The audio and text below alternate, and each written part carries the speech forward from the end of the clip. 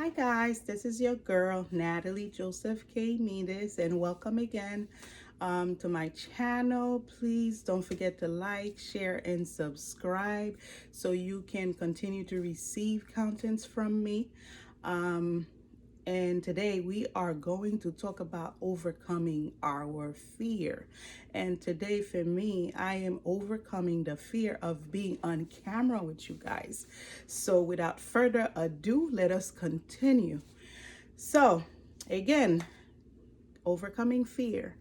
So I'm going to share with you some personal stories, and my goal today is to really encourage someone who's dealing with this, because I know I wasn't the only one. There are many of you that have great content, great stories, great testimonies to share with the world, but you are so stuck in being afraid of being in front of camera. You're wondering, what are you going to say?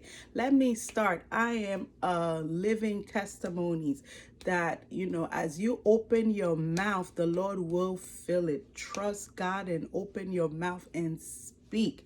So, and this is exactly what I'm doing. I have nothing written down. I have no script, nothing of that kind. So let's move on.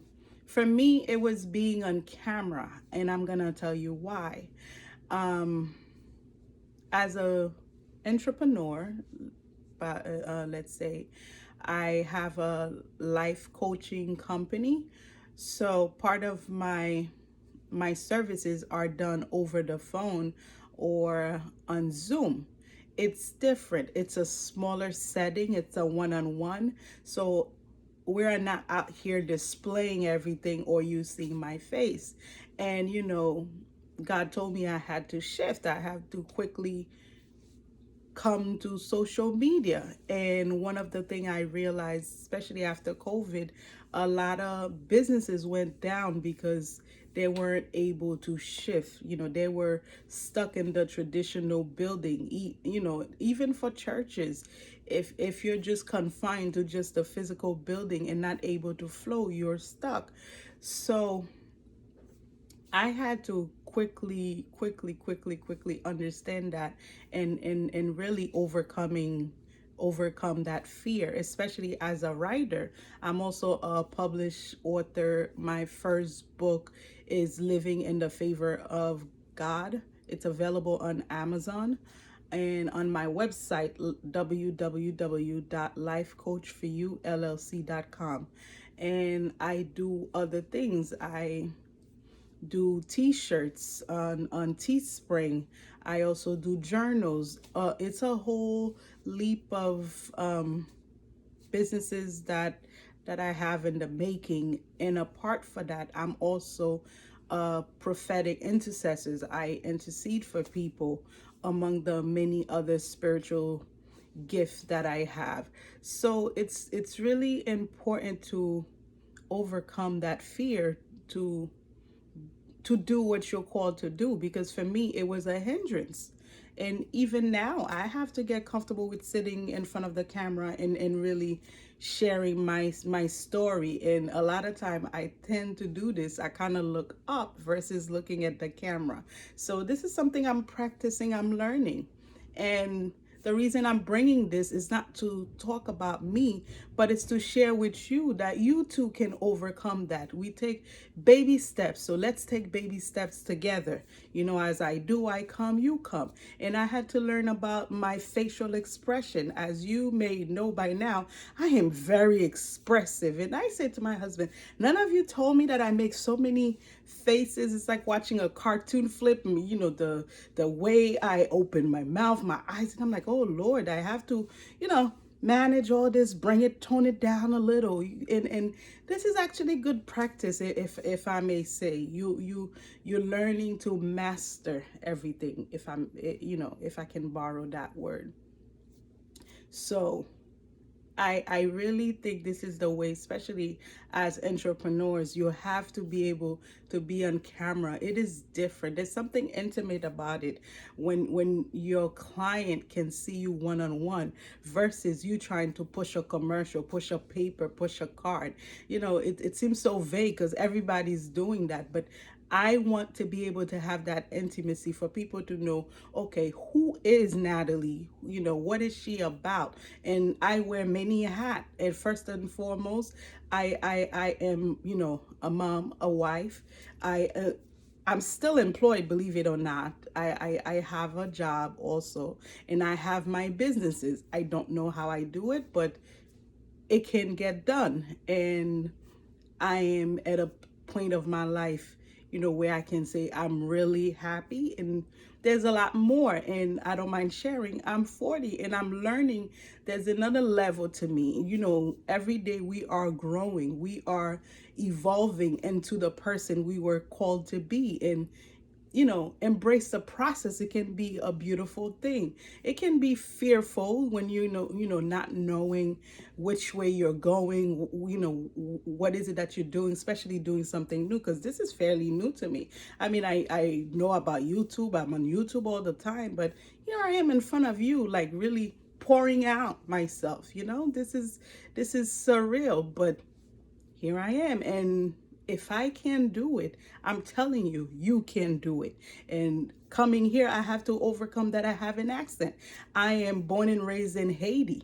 So sometimes I may say one word, it come out the other way. That happens so often, especially when I'm praying and I'm like, oh Lord, help me. And then what people don't understand behind the scene, I could hear, the enemy saying, oh, you not this, did you hear yourself? Oh, people are gonna, and I have to overcome the noise in my head. And I think this is the biggest thing for people, to shut down, shut off that noise, that voice, because you will always hear, in the background, how much you lack or not good enough. And you have to be able to take control, because the battle happens in your mind. Everything happens in your mind, really. And if you can conquer your mind, you can conquer everything. And I tell you guys, I'm a woman of faith, so I tell you, Jesus already conquered the world, so I also can conquer. And it's a day to day, and I have to keep going through the process no matter what, and really trust and believe that what God showed me, it is what it is. So I honestly think that this is the best way to really not suppressing your fear, but to really deal with them, is to do them. Make a bucket list of everything you're afraid of. Of course, it's not gonna be something crazy like jump in front of a lion, jump in front of a car, nothing irrational, people. That's not what I'm saying, because I have to put this disclaimer in there, because you never know who's listening, how they might take. Because as I release those words, different people will have different point of view, so I have to be clear. I'm not talking about doing things that you have no business doing, that morally compromise you. This is not where we at. We're talking about doing what you were designed, you were created to do, what you were called to do. You can do it. You could see yourself do it. You could hear yourself doing it. You could hear yourself speak. You could see yourself, just like writing. You could see yourself writing. You could see the word, but every time you come, you're afraid. For me, one of the things I had to overcome is that my writing is good. Don't compare, because this is what I used to do to myself. I would go on Amazon and look at other people's book and be like, oh, there's no way, mine is not good enough. And that kept me from publishing for years.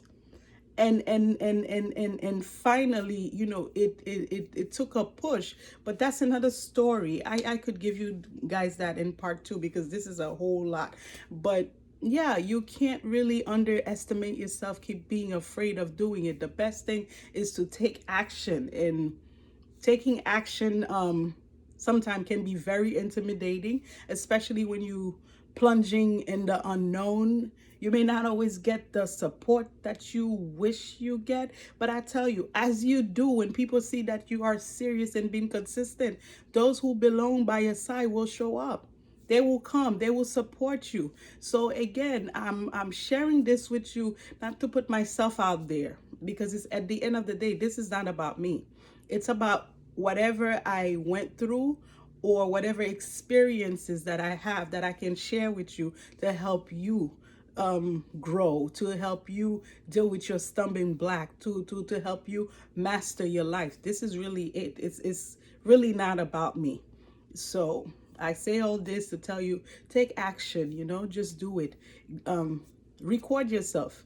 And if you're like me looking for perfectionist, sometime I would do one up, not good enough.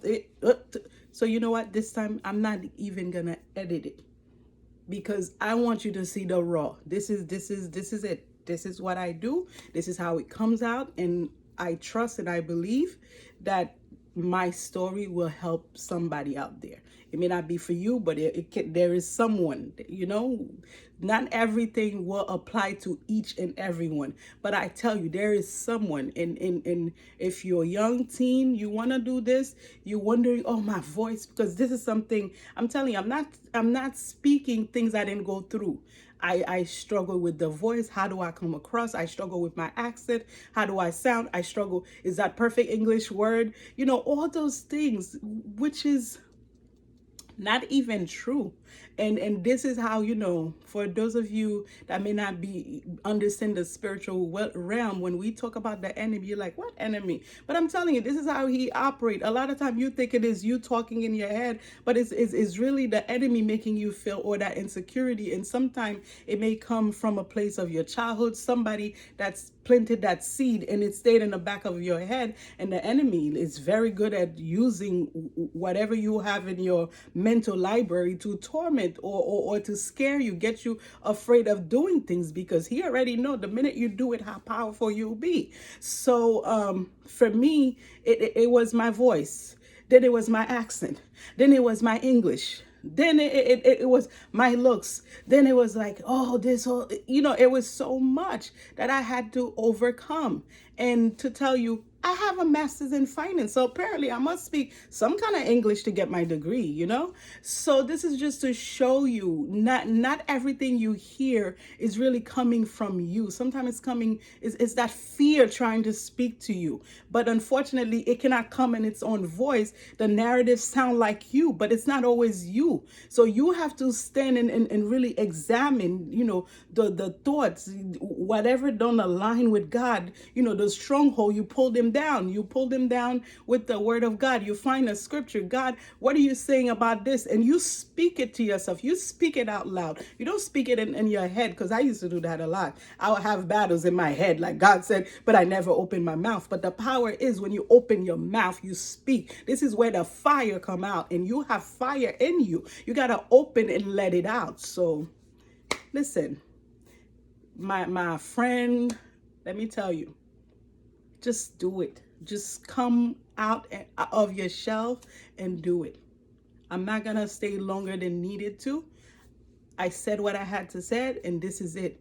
Overcome your fear by doing. Baby step, and celebrate your overcoming. Celebrate yourself. Give yourself credit, because we are our biggest critics.